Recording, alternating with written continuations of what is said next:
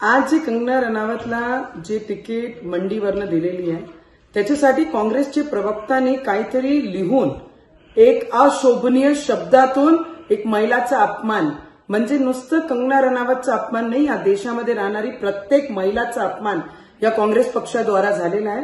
आणि त्या पक्षाच्या नेत्यांनी असा अपमान केलेला आहे ज्या पक्षामध्ये इंदिरा गांधीजी जसे नेते लीडरनी या देशाला लीड केलेली आहे, त्याच्यासोबत आज काँग्रेस पक्षाला जे लीड करत आहे सोनिया गांधीजी, प्रियंका गांधीजी या पक्षामध्ये आहे, त्या पक्षांनी एक महिलाचा या शब्दांनी अपमान करणं मला वाटते आज शोभनीय निंदनीय आहे। आणि हिचा आम्ही कडक शब्दांनी पूर्ण देशची महिला विषयचं हा सब्जेक्टचा निषेध करतो।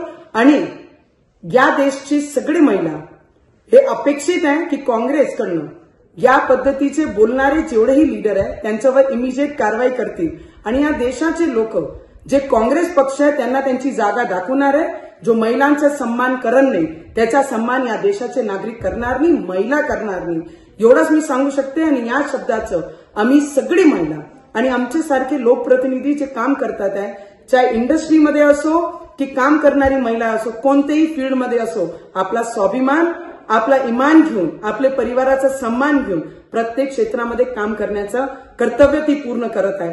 तर हे काँग्रेसचे लोक, काँग्रेसचे नेते विसरून गेले आहे। जर या काँग्रेस पक्षाचे नेत्यांनी त्यांच्या असे बोलणारे जे लोक आहेत त्यांच्यावर जर कारवाई केली नाही तर या देशाची महिला हे समजन की काँग्रेसला महिलांचा सन्मान करायचा नाहीये आणि हे विसरून गेले।